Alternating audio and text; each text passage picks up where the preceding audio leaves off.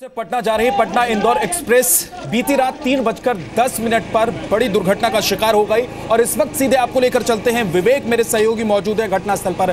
विवेक, मैं चाहूंगा कि आप अपने कैमरे के जरिए और पूरी तस्वीर को दिखाएं, बताएं कि कहां पर क्या इस वक्त वहां पर घटनास्थल पर चल रहा है, कितने लोग अभी फंसे हुए हैं, कौन कौन सी बोगियां ऐसी हैं जो बहुत ज्यादा क्षतिग्रस्त हो गई हैं, कौन कौन सी टीमें कैसे काम कर रही हैं। गायत्री के थोड़ा बहुत जो ना जी बिल्कुल। सबसे पहले मैं एक नज़ारा आपको दिखाना चाहूंगा कि इस वक्त क्या चल रहा है। 3 बोगियां अभी भी ऐसी हैं जिसमें कुछ लोग फंसे हुए हैं, उनमें से कुछ जिंदा हैं और कुछ लोगों की डेथ हो गई, ऐसी आशंका है। अब सिर्फ उन्हीं लोगों पर फोकस किया जा रहा है जो इन 3 बोगियों में हैं और उस पर भी सबसे ज़्यादा प्रायोरिटी उनको दी गई है। जो जिंदा है उनको किसी भी तरह से निकालने की कोशिशें की जा रही हैं। तो अब ये हम कह सकते हैं कि आखिरी चरण में ये रेस्क्यू ऑपरेशन अब पहुँच रहा है। कम से कम लोगों को जहाँ तक निकालने की बात है तो अभी ये 2 से 3 घंटे इसमें और लग सकते हैं। तो सारी टीमें अभी उन्हीं 3 बोगियों पर फोकस किए हुए हैं। ये नज़ारा आपको देख के लग गया होगा कितनी भयंकर, कितनी भीषण दुर्घटना थी। और हमारे साथ आलोक कुमार सिंह साहब हैं। आलोक कुमार सिंह कमांडर है एनडीआरएफ के और सुबह से इस यहाँ के ऑपरेशन को, रेस्क्यू ऑपरेशन को लीड कर रहे हैं। आलोक जी, हमको बताइए कि क्या क्या हुआ है और कैजुअलिटी के बारे में कुछ कन्फ्यूजन है आपके, कितने लोगों की डेथ हुई होगी? देखिए, जो सुबह हुआ कि जैसे ये ट्रेन दुर्घटना हुई तो जो सबसे पहले लोग आए उन्होंने सरफेस विक्टिम को बड़े बखूबी से निकाला और काफ़ी तादाद में, और उस समय एम्बुलेंस वगैरह भी नहीं थी तो लोगों ने जो गाड़ियां रोक के लोगों को टाइमली रेस्क्यू किया, बहुत अच्छा रहा।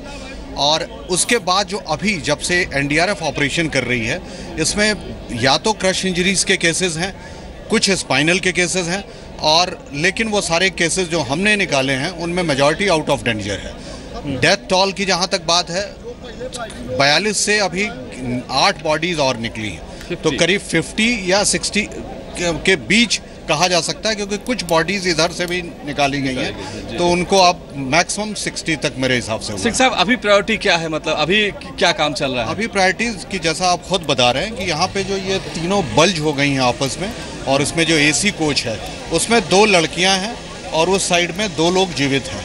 इसके अलावा इसके बैक साइड वाले में भी 2 लोग हैं। हमारी प्रायोरिटीज़ है क्योंकि उनको जो 2 एजेड हैं वो नज़र नहीं आ रहे हैं, इसीलिए हम क्रेन वगैरह को अभी ऑपरेट नहीं करने दे रहे हैं, क्योंकि अगर उनको स्पाइनल इंजरीज है तो उनके ऊपर ज़्यादा प्रिकॉशन लेना होगा। और ये हमने कंफर्म कर लिया है कि उनमें ब्लीड के कोई केस नहीं है। अच्छा, तो इससे बेटर है कि हम उनको सेफ निकालें बजाय रिस्क लें। तो कैसे कर रहे हैं, मतलब तो गैस कटर से काट प्रायोरिटीज? हाँ, गैस कटर भी लगे हुए हैं, एंगुलर कटर भी लगे हुए हैं, हमारी टीम अंदर भी है, प्लस आरपीएफ की भी टीम अंदर है। तो मैं आशा रखता हूँ कि 2 घंटे के अंदर उनको निकाल लेंगे। तो हम ये मान लें कि 2 से 3 घंटे के भीतर में जो लोग फंसे हुए हैं वो निकाल लिए जाएंगे कम्प्लीटली? बिल्कुल, ये उस 2 से 3 घंटे में मेरे ख्याल से पूरे लोगों को सकुशल निकाल लिया जाएगा। और उसके बाद एक बार थारो सर्च करके, क्योंकि जो क्रश हुई हैं उनके अंदर बॉडीज हैं, अभी उनको नहीं हैं बॉडीज, तो उनको और निकालना पड़ेगा एक जो हैं, और उसके बाद थारो सर्च करके शाम तक मेरे ख्याल से ऑपरेशन। जी विवेक, एक स्पेसिफिकली एनडीआरएफ के जो आपके साथ अधिकारी उन्हीं से जानकारी ले लीजिए कि कौन कौन सी बोगियां सबसे ज्यादा क्षतिग्रस्त हुई हैं, कौन कौन सी बोगियां क्षतिग्रस्त हुई हैं, किन किन बोगियों में अभी भी लोग फंसे हुए हैं। सर, ये पूछा जा रहा है कि कौन कौन सी बोगियों सबसे ज़्यादा डैमेज हुई हैं? एक एसी और जो 3 दूसरी बोगियां थी, इनमें ज़्यादा इंजरीज हैं जो ओवरटर्न हुई हैं इस साइड में, आपके राइट साइड। तो बाकी लाइव विक्टिम जो भी निकले हैं वो पीछे वाले सारे में थे। तो लेकिन एक एसी जो कैजुअलिटी हुई है वो आप बता रहे हैं कि एसी और 2 और बोगियां S1 S2 नहीं, जो अब लास्ट स्टेज में बचा हुआ है मैं उनकी बात कर रहा हूँ। पहले तो जो डिरेल हुई हैं या जो ड्रिफ्ट हुई हैं इन सब में भी इंजरीज थी और तब तक हम नहीं पहुंचे थे। उस समय जो लोग, सबसे ज़्यादा आपने क्या देखा, कौन सी बोगी सबसे ज़्यादा डैमेज थी, मतलब वो शुरू की थी, बात की थी?